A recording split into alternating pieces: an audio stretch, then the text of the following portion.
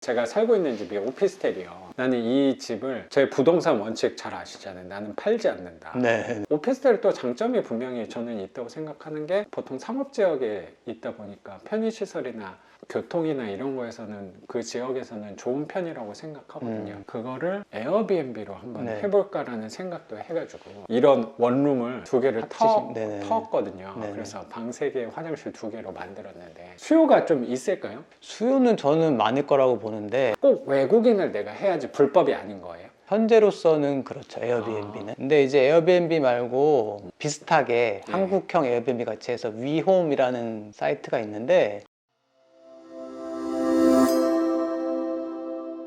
저는 오히려 집주인분들이 되게 고마워했어요. 이렇게 썩은 집을 이쁘게 해놨으니까. 거기 만약에 비어있고 이러면 그 건물 자체에 음기가 네, 네, 강해지잖아요. 네. 그쵸. 사람이 왔다 갔다 하는 게 훨씬 낫죠. 네. 그럼 그 분위기에서는 좋아진다는 생각도 좀 드네요. 그리고 오히려 저는 좋았던 게 장기로 받으니까 이 사람들이 전 집을 더 잘 쓴다는 느낌이었어요. 돈이 계속 살 거니까. 단기로 쓰면 막 쓰는 사람들이 분명히 있는데 자기가 사는 집이니까. 그리고 저는 또 감사하게도 거의 유럽 쪽, 서양 쪽 손님들이 많이 왔는데 확실히 나라마다 되게 다르거든요. 쓰고 가는 게. 서양 쪽은 정말 매너 있고 좋았어요. 제가 왜 관심 있게 좀 여쭤보냐면 그때 통화하면서도 살짝 여쭤보긴 네네네네. 했었는데 제가 살고 있는 집이 오피스텔이요. 나는 이 집을 제 부동산 원칙 잘 아시잖아요. 나는 팔지 않는다. 네. 제가 가진 재산 중에 가장 비싼 재산이긴 한데 네. 걔도 팔아서 차익을 남기거나 오피스텔을 갖고 있다 보니까 차익에서는 분명히 불리한 것도 있다고 생각하는데 오피스텔 또 장점이 분명히 저는 있다고 생각하는 게 보통 상업지역에 있다 보니까 편의시설이나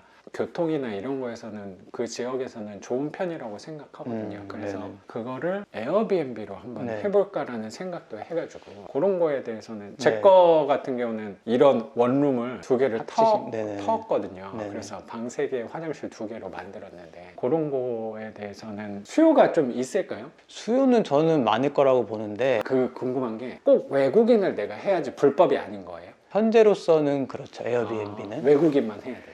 네. 근데 이제 에어비앤비 말고 비슷하게 네. 한국형 에어비앤비 같이 해서 위홈이라는 사이트가 있는데 국가에서 위홈 뭐 특례라는 게 있어요. 그래서 원래 에어비앤비 같은 도시형 민박업인데 거기에 대해서는 외국인만 현재 가능하거든요. 근데 그 위홈이라는 사이트를 통해서 손님을 받으면 한국인도 받을 수 있어요. 그런 식으로 뭐 돼 있긴 한데 그게 전 다 옛날 정보라서 현재는 어떤지는 모르겠는데 현재 일단 에어비앤비는 가장 큰 이슈가 이제는 적합하게 도시형 민박업으로 사업자 등록이 되어 있지 않으면은 아예 올리지를 못해요. 기존에는 다 올릴 수 있었거든요. 네. 그게 안 돼서 그리고 이제는 올해 도시 민박업 네. 사업자 등록을 해야 돼요. 그거를 하려면 또 되게 기준이 있어요. 구마다 다른 걸로 알고 있는데 보통 와서 체크도 하고 그런 체크하죠. 거더라고요. 보통 30년 이상이면 안 될 거고 지어진 지. 그리고 오피스텔은 안 되죠. 예, 3룸이라고 하셔가지고 네. 될 수도 있는지 모르겠는데 보통 오피스텔은 방이 하나잖아요. 근데 방 무조건 2개 이상이어야 되거든요. 그리고 에어비앤비 개념 자체가 확실하게 적법하게 하려면은 방 하나에 거주를 하면서 나머지 내주는 개념이라서 그래서 거기 거주지 전입신고도 해야 되는 거고 근데 그런 게 다 만족이 안 되면 원래는 안 되는 거예요. 근데 난 좀 네. 궁금한 게 선생님 하셨던 건 선생님도 거주는 안 해. 나도 그거가 되게 네네네. 중요한 걸로 알고 있는데 선생님도 거주는 안 한 건데 첫 번째 집은 해방촌 할 때는 위아래 있으니까 저 뭐 전입신고 했었어요. 근데 이제 거주를 실제로 하진 않았죠. 그거 할 때는. 보통은 그런 식으로 더 그쵸? 많이 한다고 생각은 그쵸. 좀 들어요. 그래서 사실 진짜 합법적으로 하는 사람은 거의 없을 거예요. 그러기 어려울 거예요. 그래서 근데 그때만 해도 그런 게 규제가 심하지 않았는데 사실 뭐 법도 거의 없을 때 저는 시작했던 것 네. 같은데 이제는 워낙 이게 알려지고 하니까 네, 많이 경쟁이 까다로워졌죠. 치열해져서. 네. 네.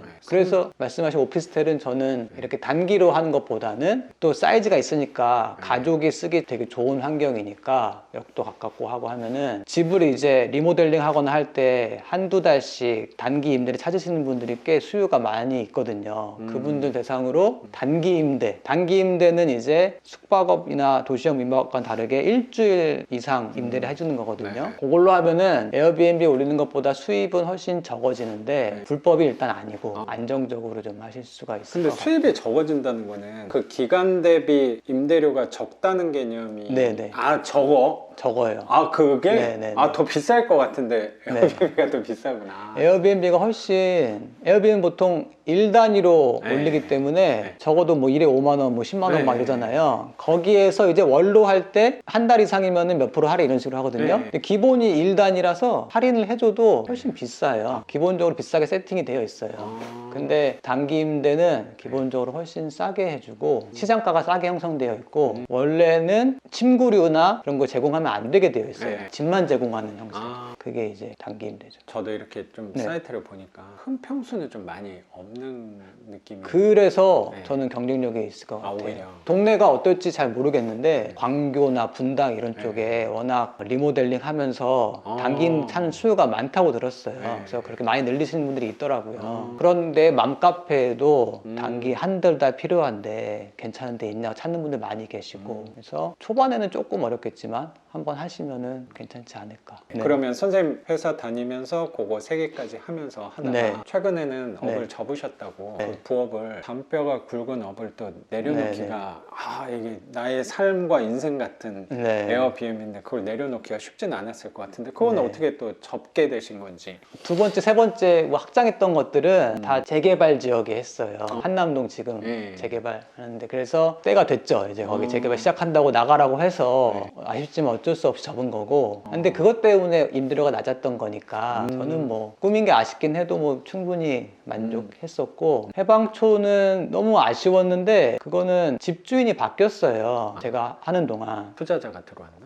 네. 원래 분도 투자자셨는데 다른 투자자가 들어왔고 제가 작가님 수업을 찾고 경매를 하게 된 가장 큰 계기가 그거였는데 제가 2016년에 거기를 임차할 때는 집 가격이 2억 초반대였어요. 해방촌 내 그 빌라가 3층짜리 협소 빌라인데 진짜 싸다. 되게 쌌죠. 그 네. 동네가 워낙 싼 동네였거든요. 근데 제가 2024년 여름에 나왔는데 그때는 8억이 넘어갔어요. 그래가지고 그걸 보고선 정말 내 노동이 아무런 의미가 매매 부동산 가격과 비교해서는 정말 그러네요. 의미가 없구나. 이게 부동산은 보유하는 게 정말 최고구나. 그때 정말 크게 깨달았어요. 약간 피부로 느끼게 된 거야. 뼛속까지.